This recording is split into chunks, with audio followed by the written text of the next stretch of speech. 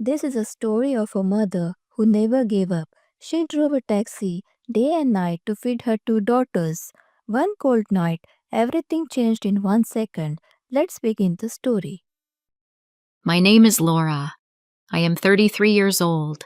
I live in Chicago, Illinois. I am a mother of two lovely daughters. Their names are Emily and Lucy. They are my whole life.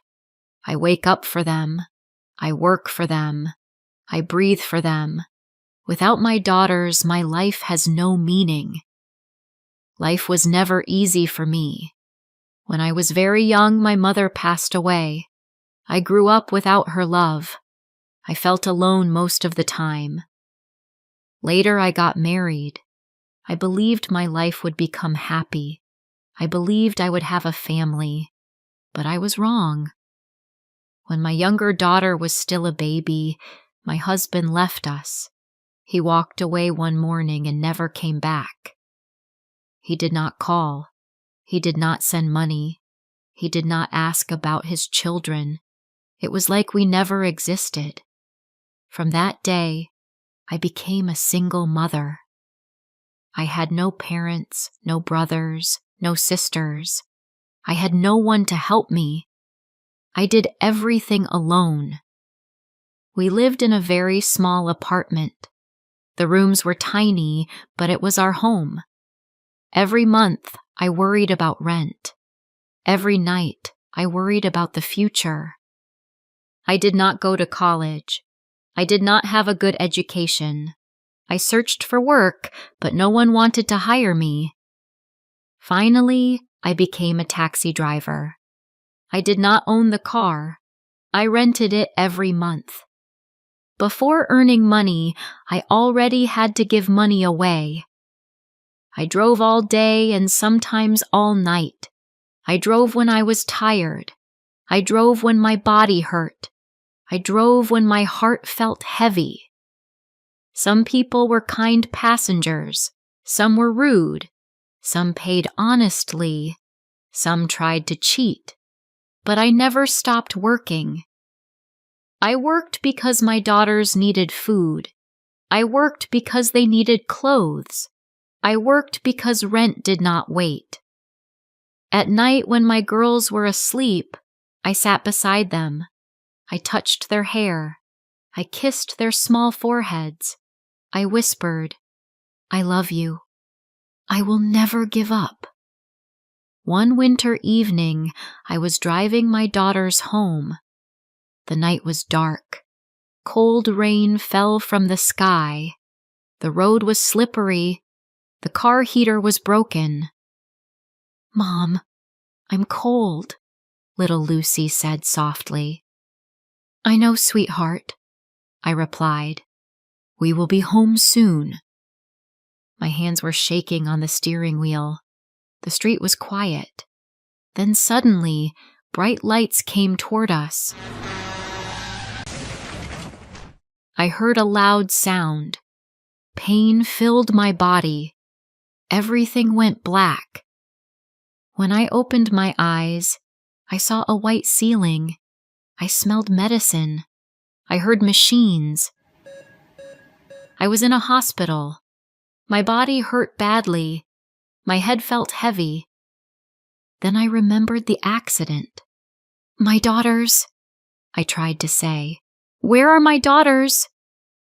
A nurse came close and held my hand.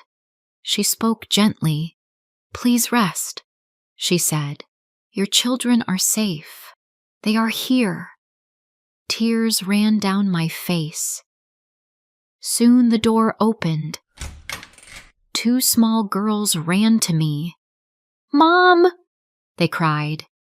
They hugged me tightly, and I cried with them. The doctor came later. His face was serious.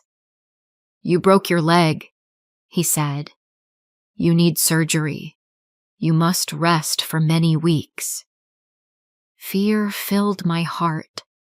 I could not work. I could not drive. How would I pay rent? How would I feed my children? Then I remembered the taxi. The rented car was destroyed. The owner asked for $10,000. I had nothing. I covered my face and cried. The next day, something surprising happened. Someone shared my story online. People read about my life. They saw pictures of my daughters. Kind strangers started sending help. Messages and small donations came from many places. One evening, my phone rang. A calm male voice spoke. "I heard your story," he said. "I want to help you." I felt nervous. "Who are you?" I asked. "You will know soon," he replied. 2 days later, several people came to the hospital. They brought flowers. They brought warm jackets for my daughters. A young man walked in. He had a gentle smile and kind eyes. He sat beside me. "You don't know me," he said, "but I know your story." "Why do you want to help me?" I asked. He smiled softly. "Because I can." A few days later, all my hospital bills were paid. I did not owe anything. I cried from relief. But that was not the end. One afternoon, they took me and my daughters to a new place. It was a beautiful house, big windows, warm rooms. "This is your home now," they said.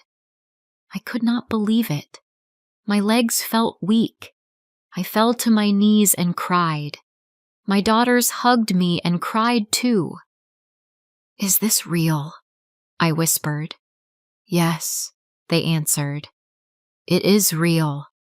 Later, the young man asked me one question. "What is your biggest dream?" I wiped my tears and said, "I want to open a small grocery store." He smiled. "Then we will do it." Months later, I stood inside my own store. Shelves were full. Fresh food was everywhere. Customers smiled at me. I was no longer just a tired taxi driver. I was a shop owner. I was strong. One evening, I invited the man for dinner. My daughters helped cook. Emily placed flowers on the table. Lucy made a drawing that said, "Thank you." When the man arrived, my daughters hugged him. I walked forward with tears in my eyes. I tried to kneel, but he stopped me. "You owe me nothing," he said. "Just live happily." That night, my daughters and I prayed for him. Today, I wake up in my own home. I kiss my daughters. I open my store. I smile again, because sometimes one kind person can change a whole life. The story teaches us even when life is hard, staying strong and loving your family brings hope. Kind people still exist, and one act of kindness can change a whole life.